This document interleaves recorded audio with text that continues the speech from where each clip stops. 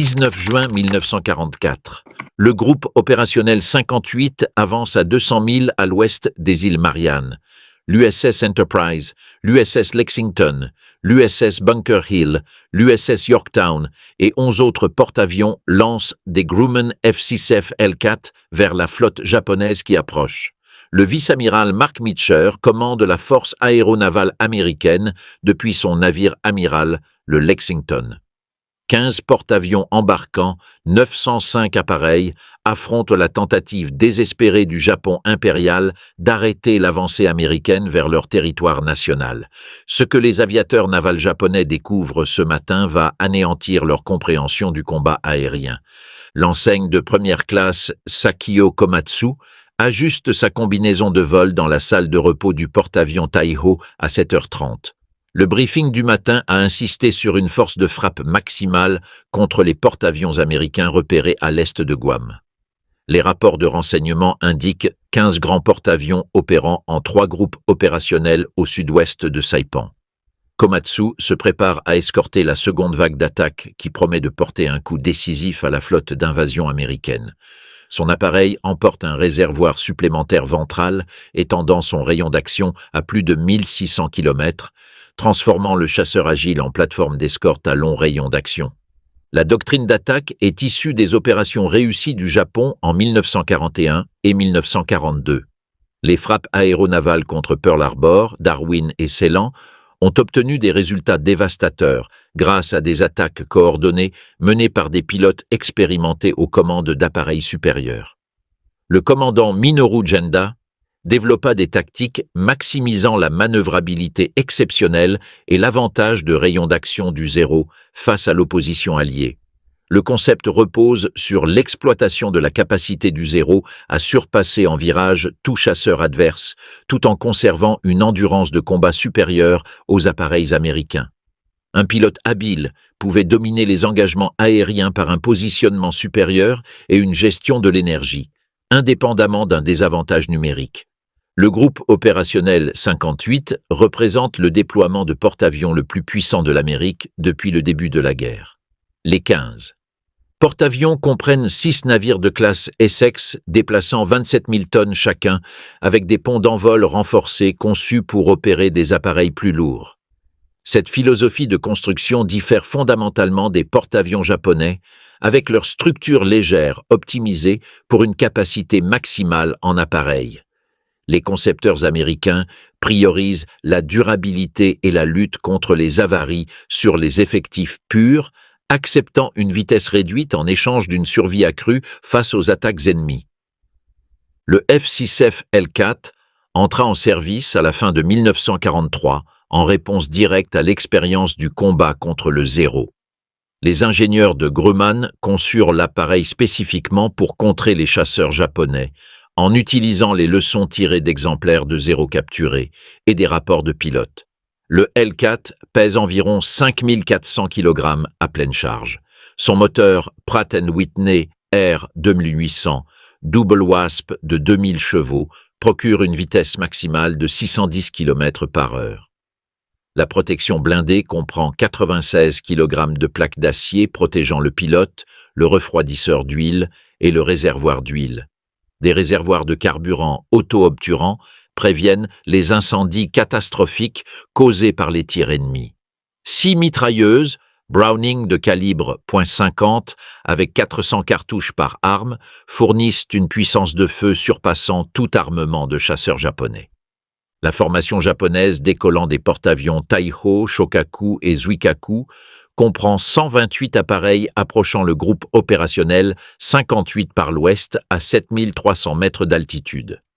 Les pilotes n'observent aucun appareil américain durant leur approche initiale, suggérant une surprise tactique contre la flotte ennemie. De nombreux pilotes de la formation ont terminé leur entraînement quelques mois plus tôt, avec moins de 100 heures de vol au total. Le programme de formation accéléré a condensé en 6 mois ce qui nécessitait auparavant 3 ans, en raison des pertes croissantes de pilotes tout au long de 1943. Les manœuvres de combat de base reçurent une attention minimale, tandis que la navigation et le vol en formation occupaient la plupart des heures d'entraînement. La pratique d'appontage se résumait en moyenne à 5 appontages réussis avant le déploiement opérationnel. L'enseigne de vaisseau Toshi Yamamoto représente l'un des rares pilotes expérimentés restants, avec plus de 600 heures de combat accumulées, depuis 1941. Son expérience comprend des missions au-dessus des Indes orientales néerlandaises et de Rabaul, où l'aviation navale japonaise dominait auparavant les rencontres. La réputation d'invincibilité du Zéro resta intacte jusqu'en 1942, malgré une résistance alliée croissante. Cependant, la campagne de Guadalcanal révéla des tendances inquiétantes, alors que les pilotes américains développaient des contre-tactiques efficaces contre les chasseurs japonais auparavant imbattables. La manœuvre défensive de Thatch neutralisait l'avantage en virage du Zéro, tandis que les attaques hit and run exploitaient son manque de protection blindée. L'enseigne Hiroshi Tanaka vole en tant que pilote de wingman de Yamamoto, ayant obtenu son brevet de pilotage accéléré il y a seulement 10 semaines. Son temps de vol total s'élève à 75 heures, avec seulement une connaissance théorique des tactiques de combat aérien. La pénurie de carburant força l'élimination de l'entraînement avancé au combat, tandis que la rareté des munitions limita le tir à la cible au sol statique. La plupart des nouveaux pilotes n'avaient jamais tiré sur des cibles aériennes mobiles avant d'entrer au combat. Le contraste entre les vétérans et les remplaçants crée de sévères limitations tactiques au sein des formations japonaises. Les pilotes expérimentés doivent simultanément engager les chasseurs ennemis tout en protégeant leurs wingmen inexpérimentés qui manquent de conscience situationnelle. Ce fardeau réduit l'efficacité globale de la formation, les vétérans ne pouvant pleinement exploiter leurs compétences tout en chaperonnant les novices lors de leurs premières expériences de combat. Les opérateurs radars américains à bord de l'USS Yorktown détectent la formation japonaise entrante à 240 km de distance, fournissant 20 minutes d'avertissement avant le contact visuel. Les officiers directeurs de chasse, fighter directors, guident les patrouilles aériennes de combat vers des coordonnées d'interception spécifiques en utilisant un traçage radar précis.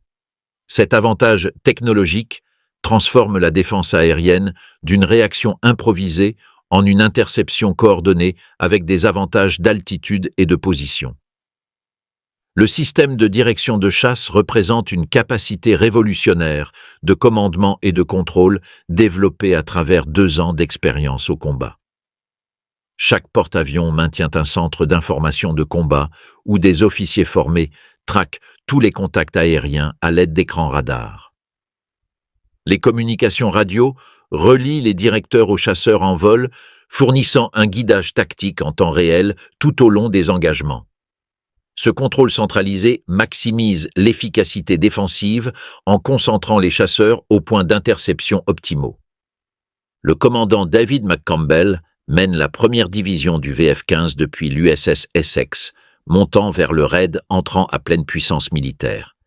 Ces 12 Hellcats maintiennent une formation serrée tout en suivant les vecteurs radars vers leurs cibles assignées. Chaque pilote compte en moyenne plus de 300 heures de vol, avec un entraînement extensif au tir et à la tactique achevé aux États-Unis.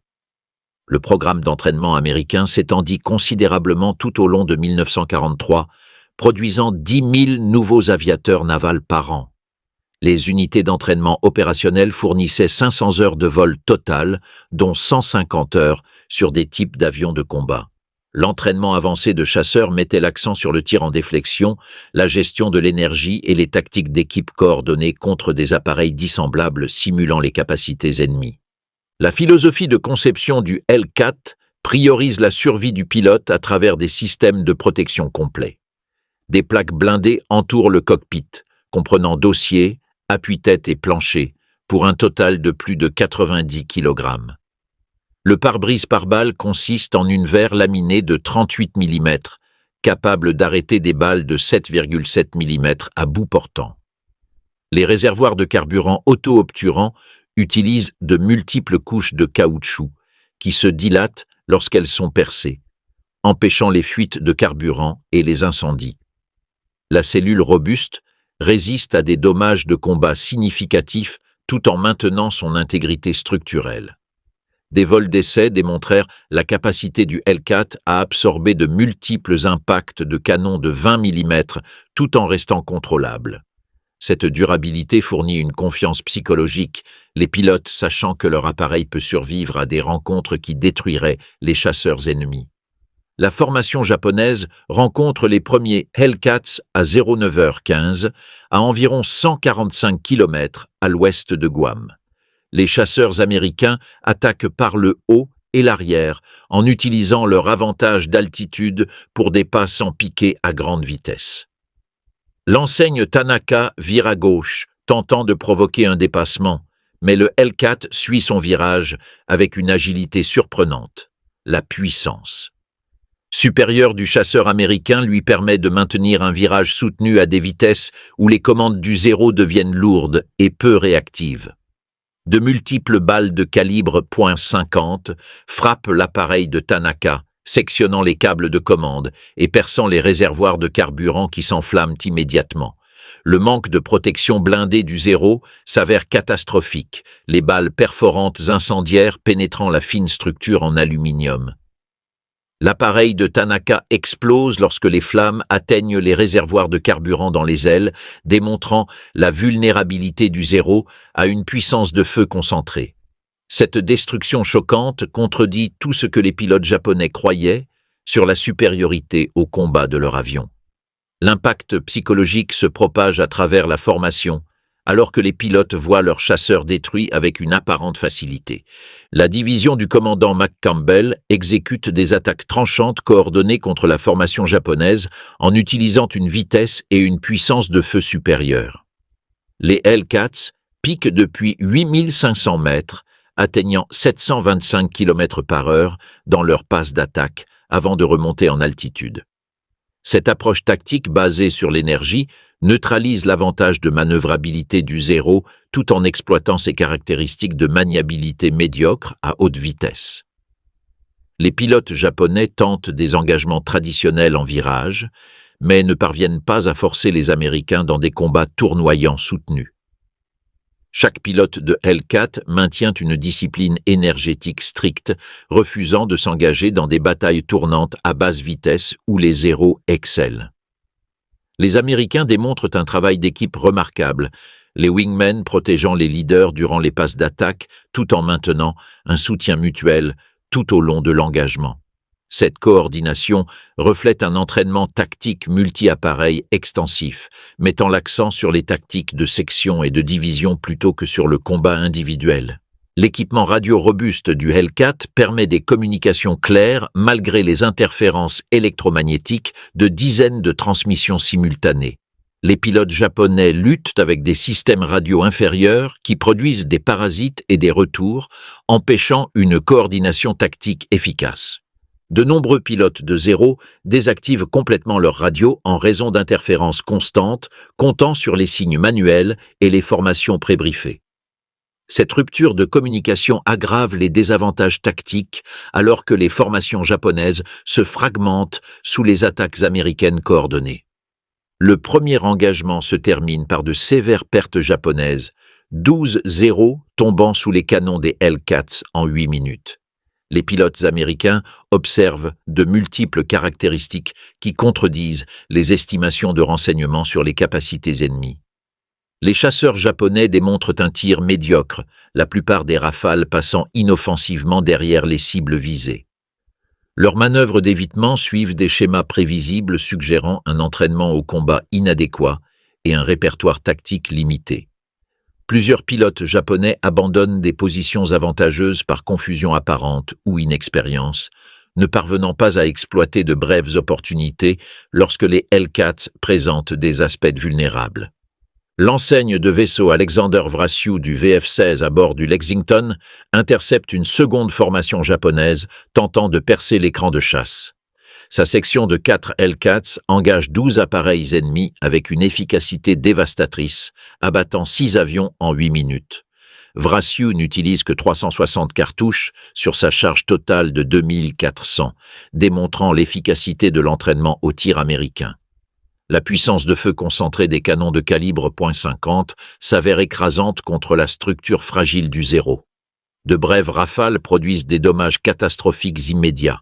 Ailes qui se séparent, moteurs qui explosent, réservoirs de carburant qui s'enflamment sous l'effet des balles incendiaires.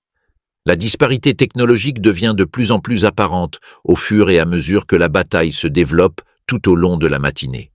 Les Hellcats absorbent de multiples impacts des mitrailleuses japonaises de 7,7 mm sans dommages significatifs, tandis que leurs propres armes détruisent les Zéros avec une dépense de munitions minimale. Les pilotes américains rapportent que les avions ennemis se désintègrent sous le feu concentré, explosant souvent après seulement 2 ou 3 secondes de tir précis.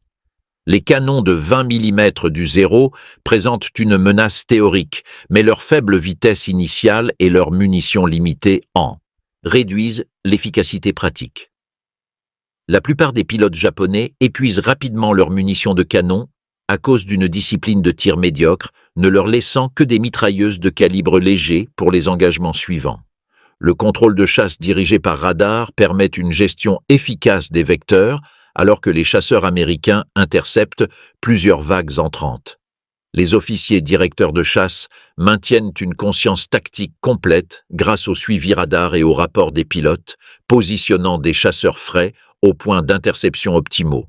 Cette défense systématique empêche les formations japonaises de coordonner des attaques massives contre la force des porte-avions. Des groupes japonais individuels arrivent de manière échelonnée, rencontrant des formations de Hellcats concentrées et positionnées pour un avantage tactique maximum. Les assaillants subissent une attrition progressive avant d'atteindre la distance d'attaque effective des navires américains. Le vice-amiral Jisaburo Ozawa lance sa seconde vague à 08h56, comprenant 128 appareils de tous les porte-avions disponibles. La frappe inclut 48 chasseurs Zéro, 53 bombardiers en piqué Judy et 27 bombardiers torpilleurs Gill, chargés de submerger les défenses américaines par le seul poids du nombre. Cependant, les pilotes inexpérimentés luttent avec la navigation de base, alors que les formations se fragmentent durant le long vol d'approche. Plusieurs groupes se perdent complètement, errant sans but, tout en consommant de précieuses réserves de carburant avant de trouver leur cible. L'enseigne de vaisseau Russell Riser du VF-31 à bord de l'USS Cabot intercepte les éléments de tête de la seconde vague à 95 km de la force opérationnelle. Sa division de Hellcats attaque depuis la direction du Soleil, obtenant une surprise tactique complète contre la formation ennemie. Les pilotes japonais n'ont pas maintenu une doctrine de surveillance appropriée, permettant aux Américains d'approcher sans être détectés jusqu'à l'ouverture du feu. En quelques minutes, 5 appareils ennemis descendent en vrille vers l'océan, traînant de la fumée et des flammes suite à des dommages structurels catastrophiques.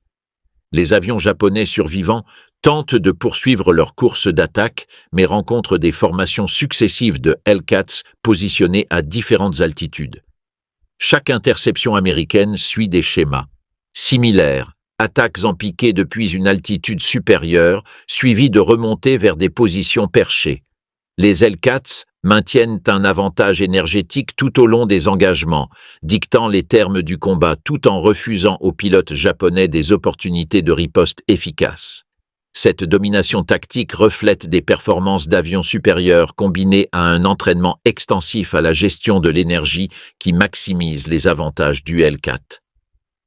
Les pilotes japonais, formés pour le combat rapproché en manœuvre, se retrouvent incapables de s'engager efficacement à haute vitesse, domaine où le Zéro devient peu manœuvrable. L'attaque de la seconde vague contre le groupe opérationnel 58 obtient des résultats minimes, les survivants pénétrant l'écran de chasse en groupes dispersés. La défense anti-aérienne des destroyers et croiseurs d'écran crée des barrages denses qui dispersent davantage les formations attaquantes. Les rares appareils japonais atteignant les porte-avions rencontrent des tirs défensifs concentrés de multiples navires tirant des obus à fusée de proximité. Un seul bombardier torpilleur lance son arme avec succès, que l'USS Indiana évite facilement par une manœuvre opportune. Le commandant McCampbell, menant la seconde frappe du VF-15, rencontre la troisième vague japonaise à 11 ans. Sa formation de 12 Hellcats engage plus de 40 appareils ennemis dans une bataille mobile durant 21 minutes. McCampbell détruit personnellement 7 avions japonais, tandis que son wingman, l'enseigne de vaisseau Roy Rushing, revendique 4 victoires supplémentaires. L'engagement démontre l'effet cumulatif des avantages de l'entraînement américain, les pilotes expérimentés exploitant chaque erreur ennemie. Les formations japonaises se dissolvent en appareils individuels, manœuvrant défensivement, abandonnant leur mission d'attaque pour survivre à une opposition de chasse écrasante. Le lieutenant-commandant Kenji Suzuki observe la destruction de la 3e vague depuis son Zero endommagé, luttant pour retourner vers la flotte japonaise. Son appareil présente de multiples trous de calibre .50 dans les ailes et le fuselage, avec un câble de gouverne sectionné et le moteur fonctionnant de manière irrégulière. Les pertes sévères dépassent tout ce qui fut expérimenté dans les batailles de porte-avions précédentes, y compris Midway, ou au moins.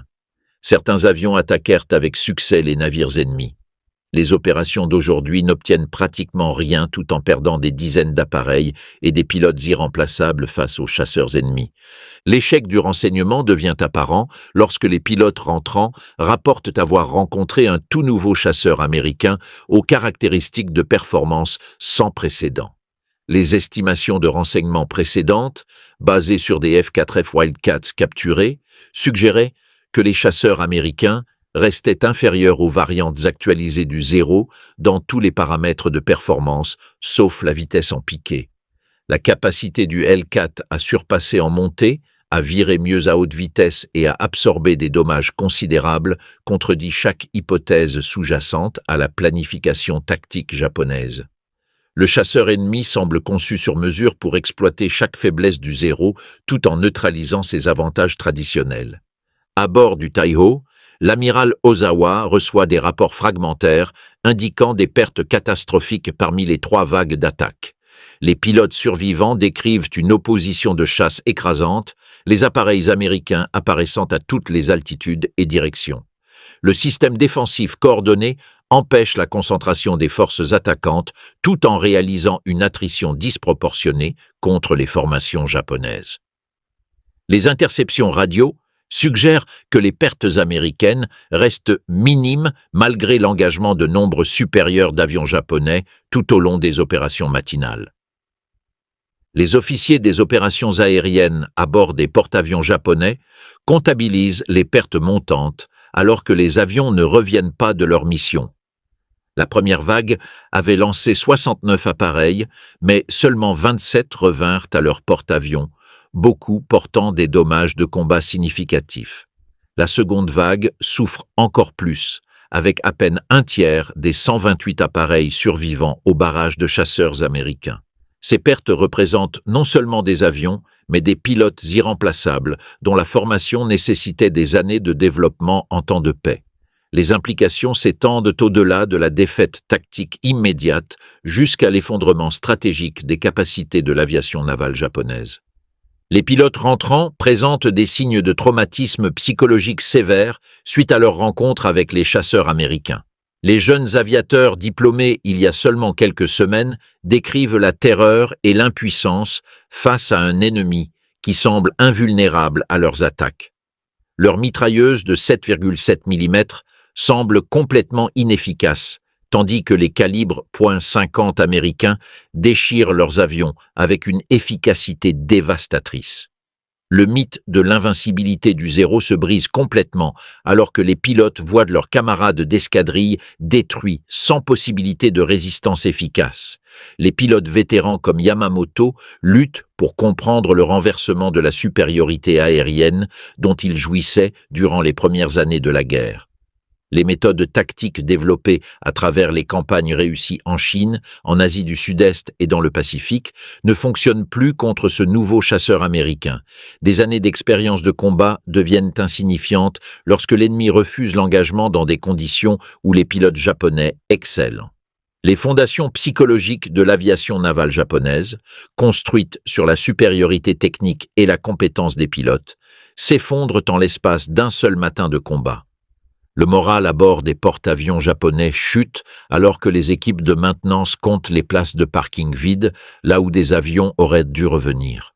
Les ponts d'envol conçus pour opérer 75 appareils, chacun ne contiennent maintenant que des restes épars de groupes aériens autrefois puissants.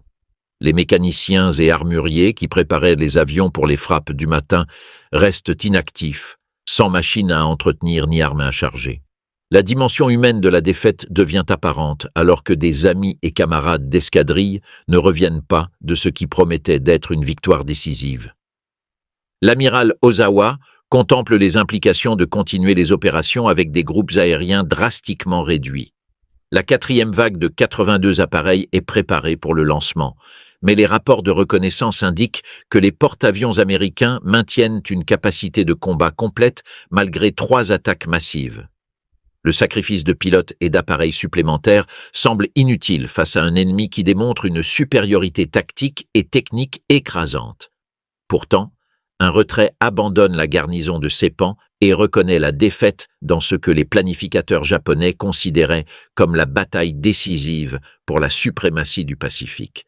La rupture de communication entre les commandants supérieurs et le personnel volant devient critique, car une évaluation précise de la bataille s'avère impossible. Les pilotes survivants fournissent des rapports contradictoires sur la force et les capacités ennemies, tandis que les officiers d'état-major luttent pour compiler une analyse tactique cohérente. L'accent traditionnel japonais sur la détermination spirituelle plutôt que sur les facteurs matériels empêche une évaluation honnête des avantages américains. De nombreux commandants refusent d'admettre que les chasseurs ennemis pouvaient dominer si complètement leurs aviateurs navals indépendamment d'une supériorité numérique. La domination du F-6F L4 découle davantage de conceptions complets, traitant chaque aspect du combat aérien. Le moteur Pratt & Whitney R2800 Double Wasp produit 2000 chevaux, presque le double des 1530 chevaux du moteur Sakai 21 du Zero. Cet avantage de puissance se traduit par une vitesse ascensionnelle, une accélération et des performances en altitude supérieure, là où l'air raréfié réduit le ratio puissance-poids déjà marginal du Zero. Le L4 grimpe à 1070 mètres par minute contre 790 mètres par minute pour le Zero, permettant aux pilotes américains de maintenir un avantage énergétique tout au long des engagements.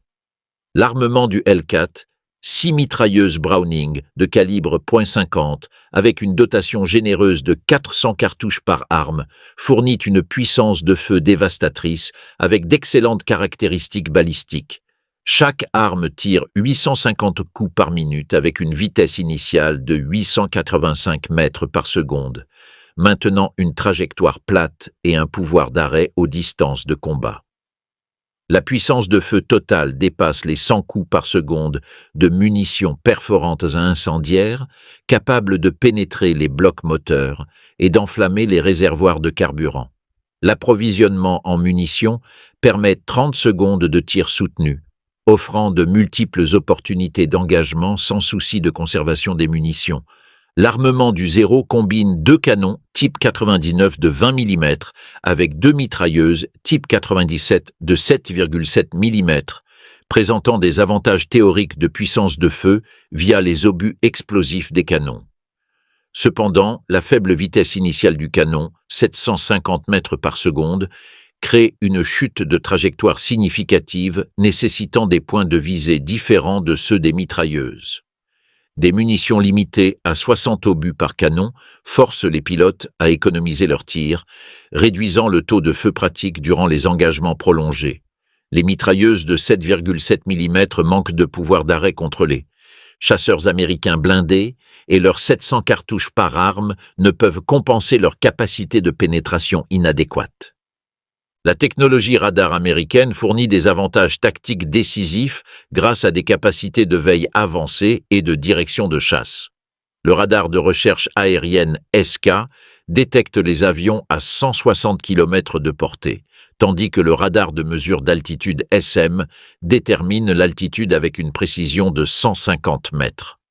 Cette information alimente les centres d'information de combat où des officiers formés tracent tous les contacts sur des tableaux d'affichage verticaux.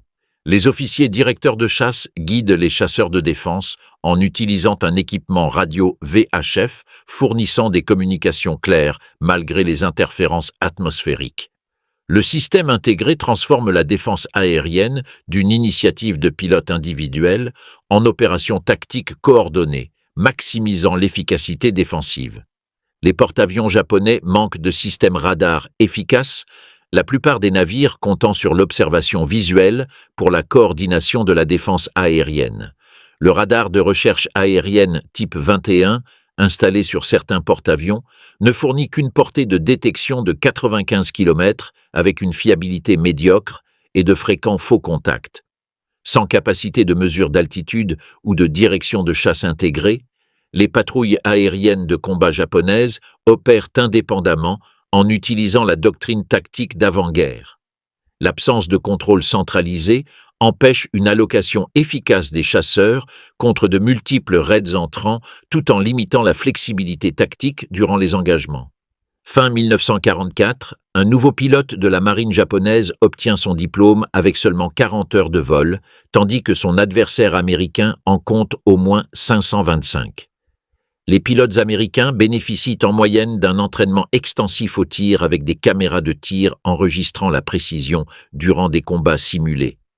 Les tactiques de formation reçoivent une importance égale, les pilotes apprenant la gestion de l'énergie, le soutien mutuel et les tactiques de section durant l'entraînement avancé.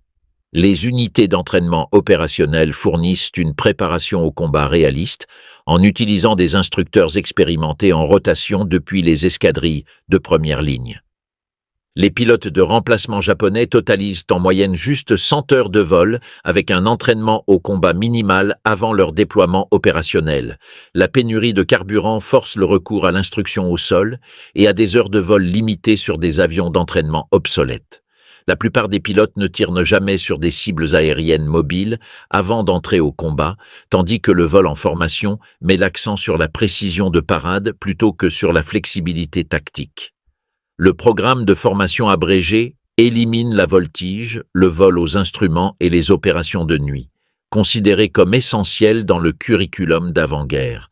La différence qualitative dans les capacités des pilotes amplifie les disparités de performance des avions à travers les engagements aériens.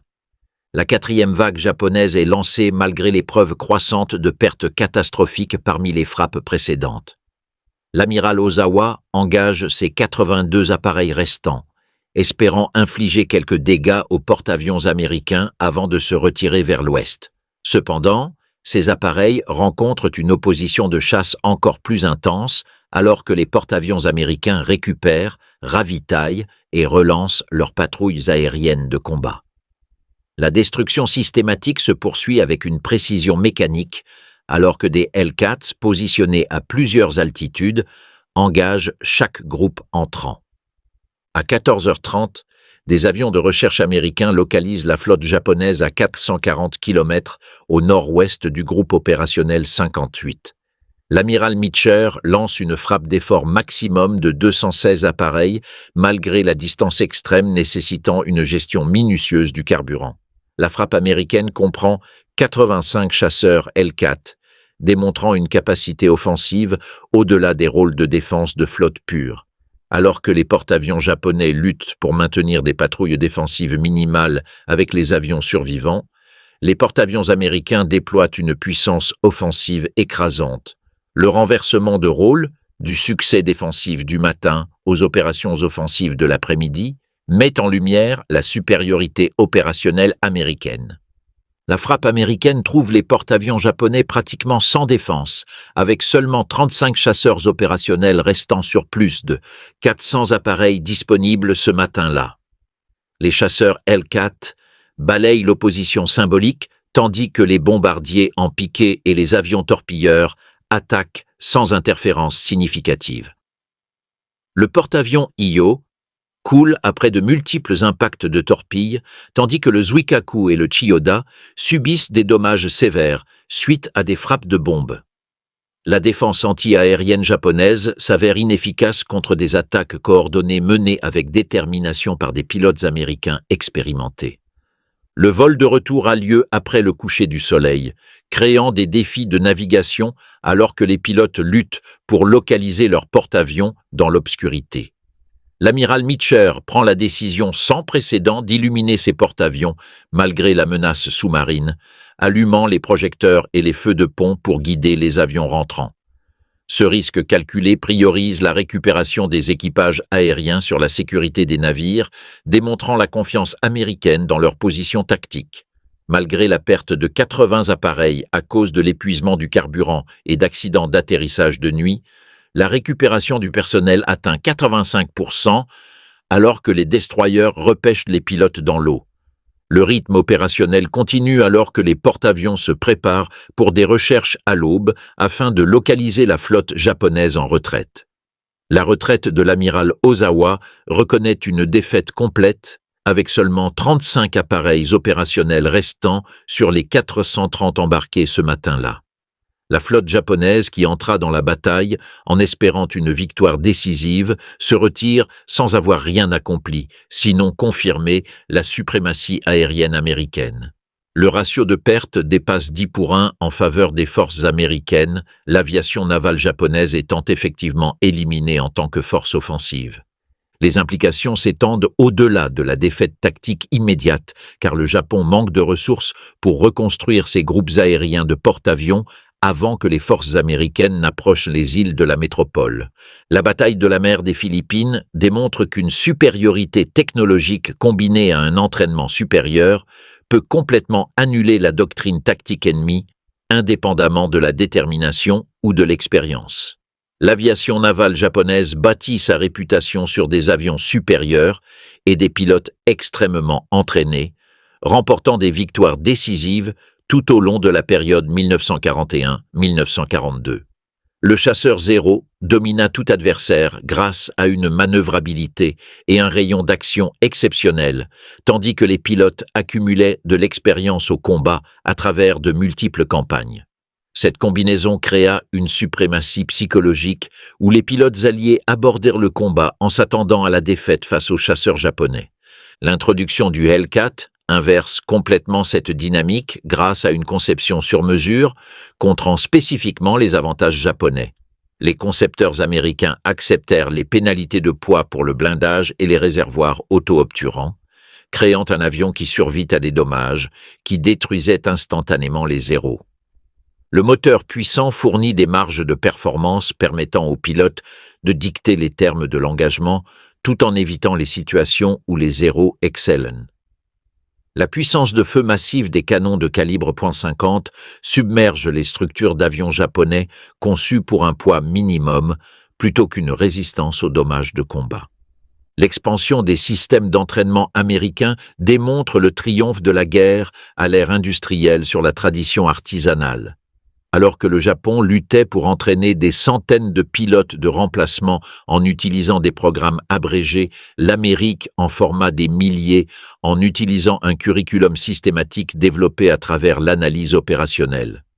L'approche de chaîne de montage pour la production de pilotes atteignit une qualité constante grâce à une instruction standardisée et des heures de vol extensives.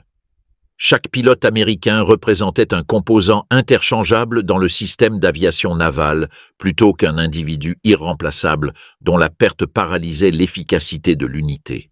Le système de contrôle de chasse dirigé par radar exemplifie la multiplication de la force technologique au-delà des capacités individuelles. Des avions.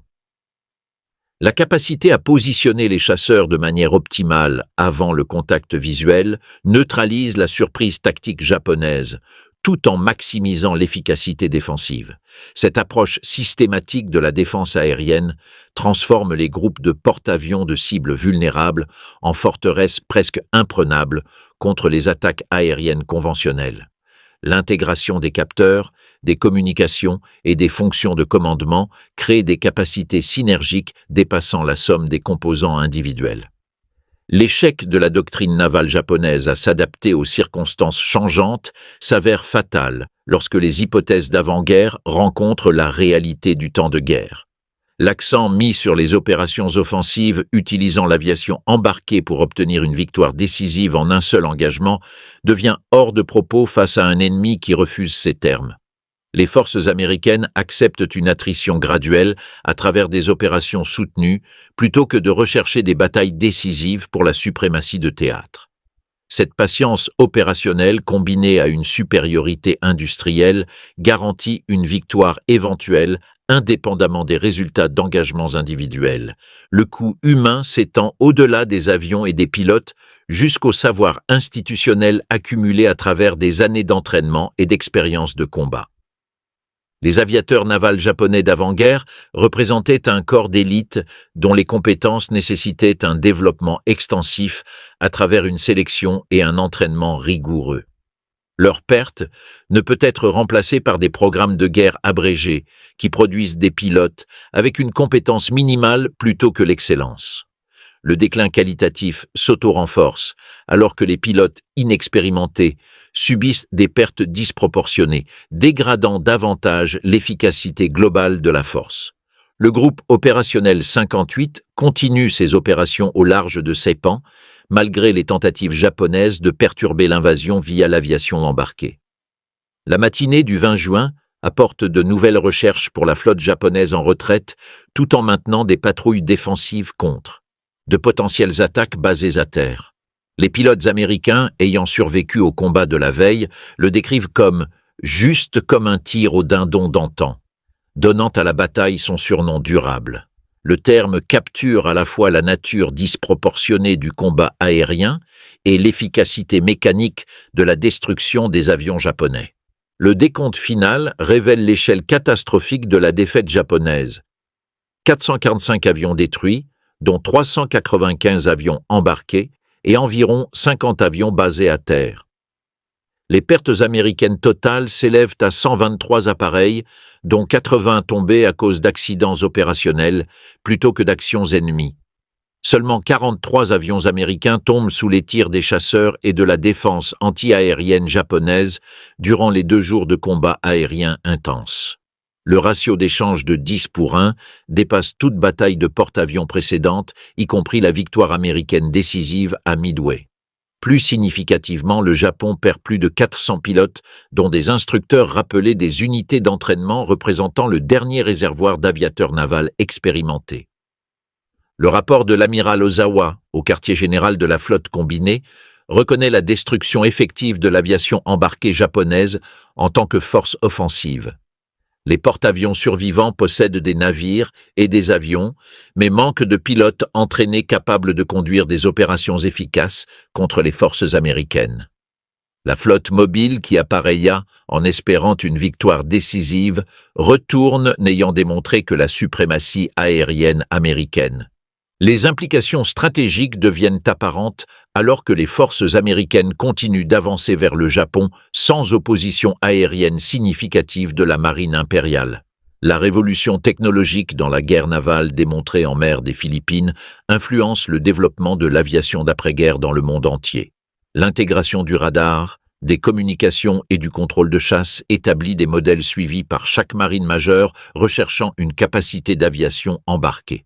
L'accent mis sur la survie du pilote à travers la protection de l'avion et un entraînement systématique devient une pratique standard, remplaçant l'acceptation d'avant-guerre de l'attrition.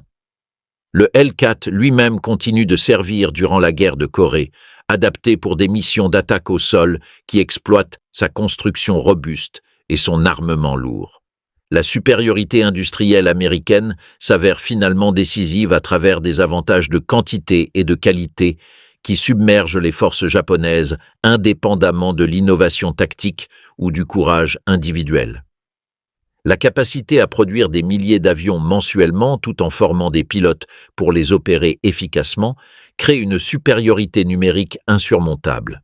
Chaque perte américaine peut être remplacée de multiples fois, tandis que les pertes japonaises deviennent une dégradation permanente de la capacité de combat. Les statistiques de production révèlent le désespoir de la position japonaise.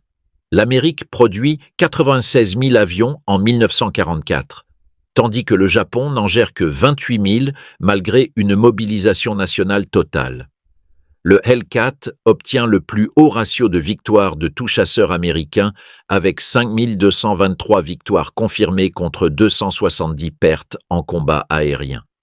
Ce ratio de 19:1 surpasse tout autre type d'avion, tout en représentant 75% de toutes les victoires aériennes de la marine, bien qu'il soit entré en service à mi-chemin de la guerre. Le F-6F valide la philosophie de conception qui priorise la survie du pilote et la puissance de feu sur des mesures de performance pure. Les vétérans louent constamment les caractéristiques de vol indulgentes du Hellcat et sa capacité à absorber des dommages de combat tout en maintenant son efficacité. L'aviation navale japonaise ne se remet jamais du désastre des Mariannes, reléguée à des attaques kamikazes désespérées qui sacrifient pilotes et avions pour un impact stratégique minimal. Le savoir institutionnel accumulé à travers des décennies de développement disparaît en un seul jour de combat contre des forces américaines supérieures. Le chasseur zéro, qui symbolisait la suprématie aérienne japonaise, devient synonyme d'obsolescence et de vulnérabilité face aux chasseurs américains modernes. L'impact psychologique s'étend au-delà de la défaite militaire jusqu'à la reconnaissance nationale que la détermination spirituelle ne peut. Surmonter une infériorité matérielle face à l'arsenal de la démocratie industrielle. La bataille de la mer des Philippines représente l'aboutissement du développement de l'aviation navale américaine, du désastre de Pearl Harbor à la construction méthodique d'une supériorité écrasante. Les groupes de porte-avions que le Japon attaqua en 1941, espérant éliminer la présence américaine dans le Pacifique, reviennent multipliés par 10, avec des avions, des pilotes et une doctrine tactique supérieure. La transformation d'une défense désespérée à une suprématie offensive se produit à travers l'application systématique de ressources industrielles, d'innovation technologique et d'analyse opérationnelle.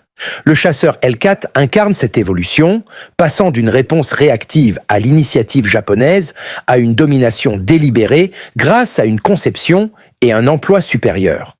Le rapport d'après-action de l'amiral Meacher souligne la totalité de la victoire américaine tout en reconnaissant les circonstances chanceuses qui concentrèrent les attaques japonaises contre des défenses préparées. La combinaison de l'avertissement radar, de la direction de chasse et des avions supérieurs crée des conditions parfaites pour un succès défensif contre les attaques aériennes conventionnelles. Cependant, il avertit que de futurs ennemis pourraient développer des réponses asymétriques nécessitant une innovation continue plutôt qu'un simple attachement à des formules éprouvées. Cette observation prémonitoire anticipe le phénomène kamikaze qui émerge des tentatives désespérées du Japon pour compenser son infériorité conventionnelle. Les expériences individuelles des pilotes révèlent la dimension humaine au-delà des abstractions statistiques de victoire et défaite. Les pilotes américains décrivent l'expérience surréaliste d'abattre de multiples avions ennemis avec un effort minimal tout en ressentant de la sympathie pour des adversaires volant sur des appareils obsolètes avec un entraînement inadéquat. Les survivants japonais racontent l'horreur de voir leurs camarades d'escadrille détruits sans possibilité de résistance efficace contre un ennemi qui semble invulnérable. Ces récits personnels capturent la tragédie essentielle de la guerre où la supériorité technologique se traduit en souffrance humaine indépendamment du courage ou de la détermination individuelle. Le tir au dindon des Mariannes entre dans l'histoire de l'aviation comme la démonstration de la suprématie aérienne américaine obtenue grâce à une supériorité systématique en entraînement, technologie et doctrine tactique. La bataille prouve que la guerre moderne récompense la capacité industrielle et le progrès scientifique plutôt que la tradition guerrière et la détermination spirituelle. La tentative du Japon d'obtenir une victoire décisive par l'aviation embarquée conventionnelle se termine par une défaite catastrophique qui élimine son aviation navale en tant que force efficace.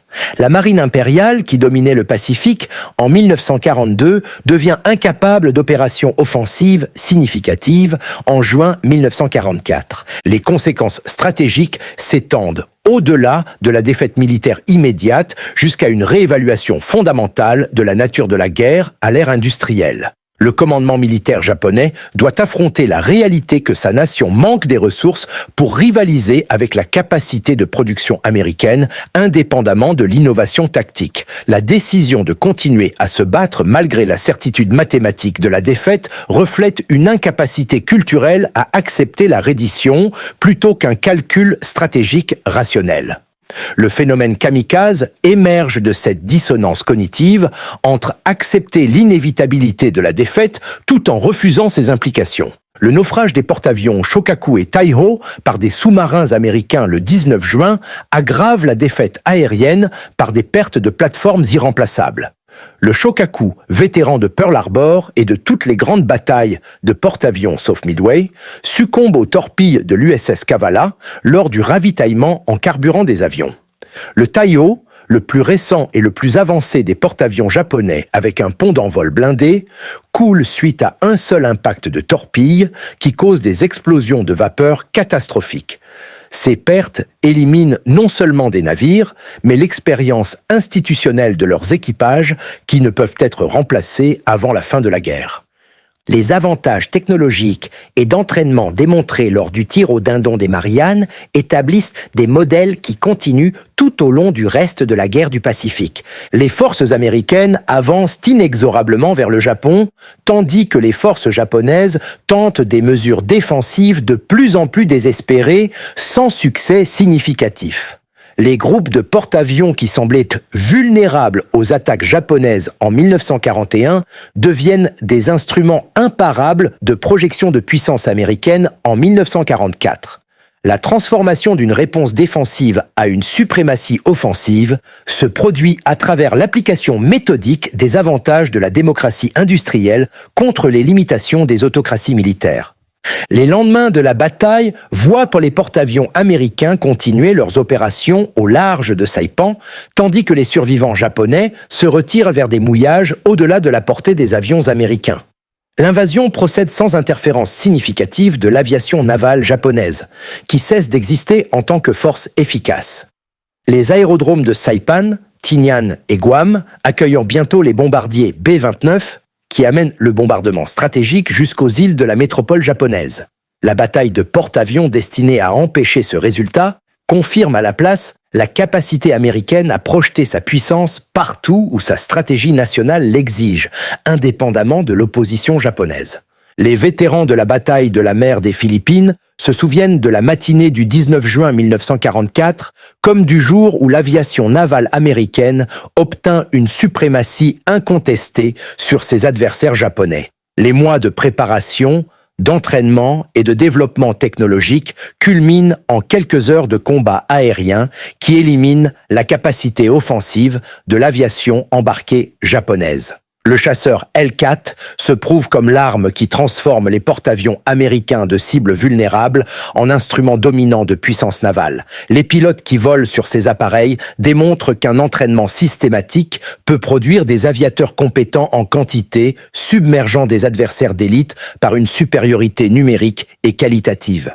Les leçons tirées du tir au dindon des Mariannes influencent le développement de l'aviation navale pendant des décennies. Alors que les nations reconnaissent l'importance d'intégrer la technologie, l'entraînement et la doctrine tactique, l'accent sur la survie du pilote à travers la protection de l'avion devient une philosophie de conception standard.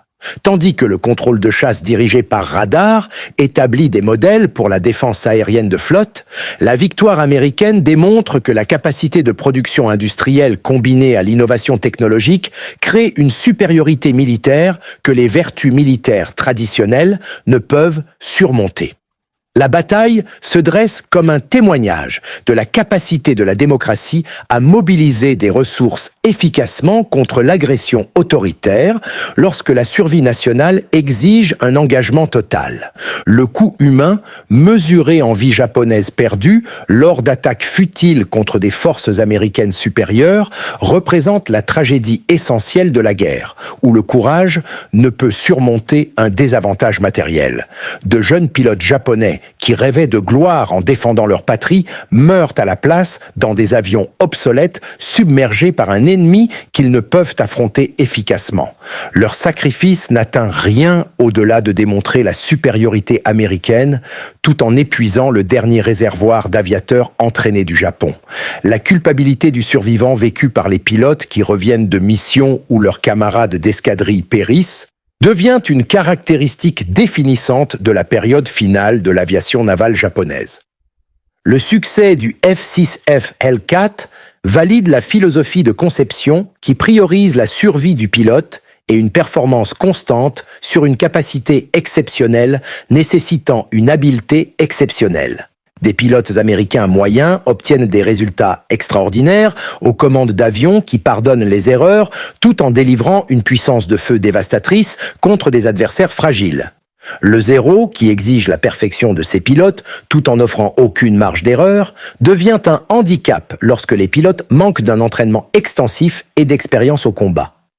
Le contraste entre les philosophies de conception reflète des différences culturelles plus profondes sur la valeur de la vie humaine par rapport à la réalisation d'objectifs militaires, quel qu'en soit le coût.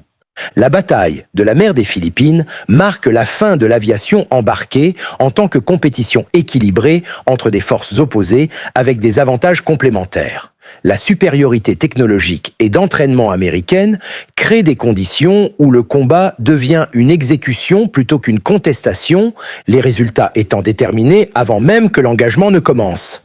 Les pilotes japonais qui décollent de leur porte-avions le 19 juin volent vers une destruction prédéterminée, manquant de toute capacité réaliste d'atteindre leurs objectifs face à des défenses américaines préparées. La métaphore du tir au dindon capture ce déséquilibre essentiel où un côté détient des avantages écrasants garantissant la victoire indépendamment des actions ennemies.